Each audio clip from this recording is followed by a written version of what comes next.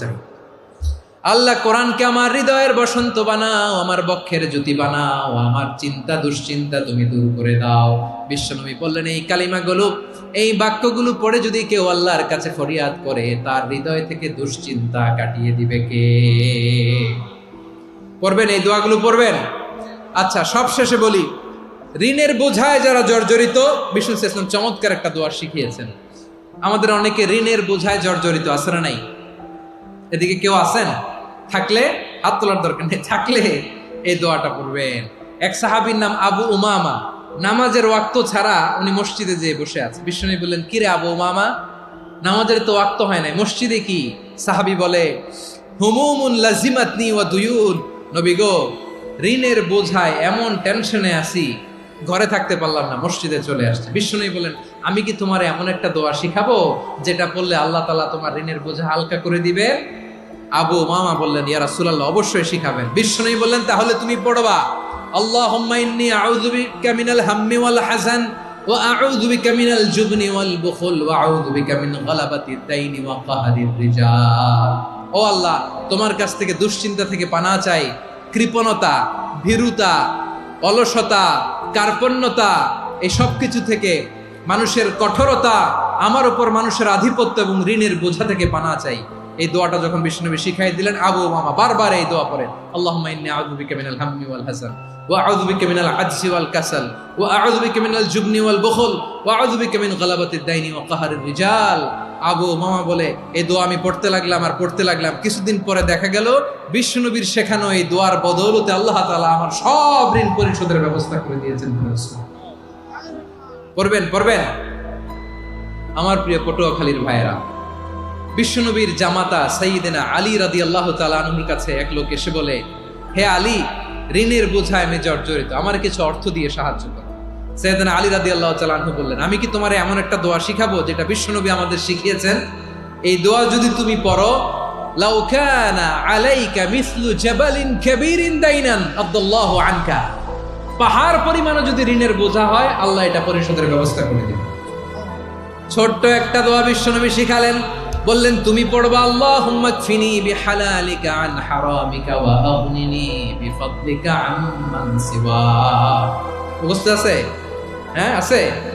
আল্লাহুম্মা কফিনি বিহালালিকা আন হারামিক, আল্লাহ তোমার হালাল দিয়ে আমাকে পরিতুষ্ট করো, হারাম থেকে বাঁচিয়ে রাখো, আর তোমার অনুগ্রহে মানুষের মুখাপেক্ষী যেন আমি না হই, আমি যেন সবসময় তোমার মুখাপেক্ষী হয়, ওই তৌফিক দিও। সুবহানাল্লাহ পড়েন। এই দোয়া বেশি বেশি পড়লে ঋণের বোঝা হালকা করে দিবে কে? তাহলে প্রিয় ভাইয়েরা, বিপদে পড়লেই প্রথমে কি পড়বেন?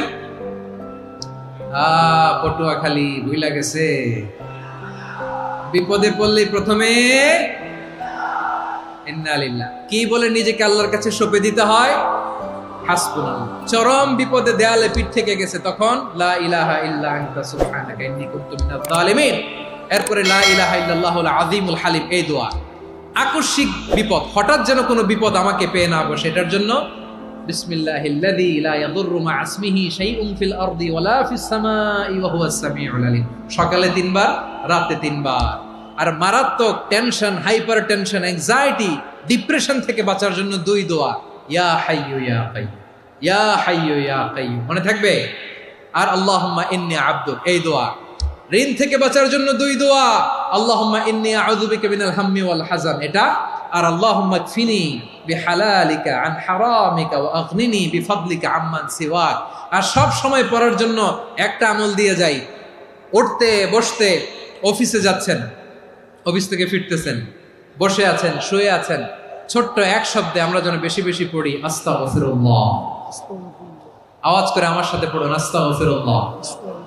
আবার পড়ুন, আস্তাগফিরুল্লাহ। আল্লাহ রাসূল সাল্লাল্লাহু আলাইহি ওয়াসাল্লাম বলেন, মান লাজিমাল ইস্তিগফার, যে সব সময় এরকম ইস্তিগফারের সাথে লেগে থাকে, জাআলাল্লাহু লাহু মিন কুল্লি দীকিন মাখরাজা, আল্লাহ তাআলা তাকে কোনো বিপদে আটকান না, সে জীবনে আটকাবে না, যে কোনো বিপদে আল্লাহ তার রাস্তা বের করে দিবেন। Way out, you will get a way out and solution. সুবহানাল্লাহ। ওয়া মিন কুল্লি হাম্মিন ফারাজা, দুশ্চিন্তা মুক্ত হবে। ওয়ারযুকহু মিন হাইসু লা ইয়াহতাসিব, এমন জায়গা থেকে আল্লাহ রিজিকের বন্দোবস্ত করবে যেটা সে কল্পনাও করে নাই। আওয়াজ করে পড়েন সুবহানাল্লাহ। তাহলে মনে থাকবে আস্তাগফিরুল্লাহর কথা। সব শেষ কথা বলবো, সব শেষ। আমার প্রিয় ভাইয়েরা, এটা গেল নিজের বিপদ। কিসের বিপদ? নিজে যদি বিপদে পড়েন। অন্যের বিপদ যদি দেখেন, এটার জন্য একটা দোয়া আছে। অনেক সময় আমরা দেখি হাসপাতালে ক্যান্সারের 3rd স্টেজে চলে গেছে, লোকটা হ্যাংলা হয়ে চিকন হয়ে হায়রে কি কষ্ট পায়, দেখি না? বিষ্ণু বলে একটা দোয়া যদি কেউ অন্যের কোনো বিপদ দেখে পড়ে, ওই বিপদ তার জীবনে কখনো আসবে না। শুনবেন? শোনার আগ্রহ আছে? অনেক সময় হয় যে আমরা মহাসড়ক দিয়ে যখন চড়ি, দুর্ঘটনায়, আইরে আল্লাহ, দুর্ঘটনায় মানুষের মাথা একদিকে, দেহ আরেকদিকে, ব্লিডিং, এরকম হয় না? আল্লাহ তুমি হেফাজত করো। বিশ্বনবী বলেন এই দুর্ঘটনা দেখে কেউ যদি এই দোয়াটা পড়ে, তার জীবনে সে কোনোদিন এরকম অ্যাক্সিডেন্টের সম্মুখীন হবে না। শুনবেন? বিশ্বনবী বলেন অন্যের বিপদ দেখে কেউ যদি পড়ে, আলহামদুলিল্লাহিল্লাযী আফানি মিম্মা বতালাকা বিহি ওয়া ফাদ্দালানি আলা কাসীরিন মিম্মান খালাকা তাফদীলা, মানে প্রশংসা সে আল্লাহর, যে আল্লাহ তাআলা তোমাকে যেই জিনিস দিয়ে পরীক্ষা করেছে, আমাকে ওইটা থেকে বাঁচিয়ে দিয়েছে। তোমাকে আল্লাহ যেই বিপদে ফেলেছে, আমাকে ওই বিপদ থেকে তিনি মুক্ত রেখেছে, আর তার অনেক সৃষ্টির উপর আমাকে তিনি প্রাধান্য দিয়েছে। সুবহানাল্লাহ পড়েন। যে কোনো বিপদ, কারো ক্যান্সার দেখে যদি এই দোয়াটা আপনি বিশ্বাসের সাথে পড়েন, জীবনে কোনোদিন ক্যান্সার রোগে আক্রান্ত হবেন না। দুর্ঘটনা দেখে যদি পড়েন, ওই দুর্ঘটনা আপনাকে স্পর্শ করবে না। যে কোনো কারো বিপদ দেখে যদি কোনো বিশ্বাসী বান্দা এই দোয়া পড়ে, বিশ্বনবী বলেন লাম ইউসিবহু যালিকাল বালা, ওই বিপদ তাকে আর ধরবে না। উফিয়া মিনহু মিন যালিকাল বালা কাইনাম মা কান, সে যতদিন হায়াত পাবে কোনোদিন ওই বিপদ তাকে স্পর্শ করবে না। এই দোয়াটা পড়তে রাজি আছেন আমার প্রিয় ভাইরা? তাহলে পুরো আলোচনার সেন্ট্রাল থিম হচ্ছে আমাদের জীবনে বিপদ আসবে, কষ্ট আসবে, দুঃখ আসবে, কিন্তু বিপদে আপদে আমরা হাল ছেড়ে দিব না, হতাশ হব না। মুমিন হতাশ হয় না, নিরাশ হয় না, হাল ছেড়ে দেয় না। মুমিন ভরসা রাখে একজনের উপর। আওয়াজ করে বলুন, যিনি কে? বিপদে পড়লে আমাদেরকে উদ্ধার করে কে?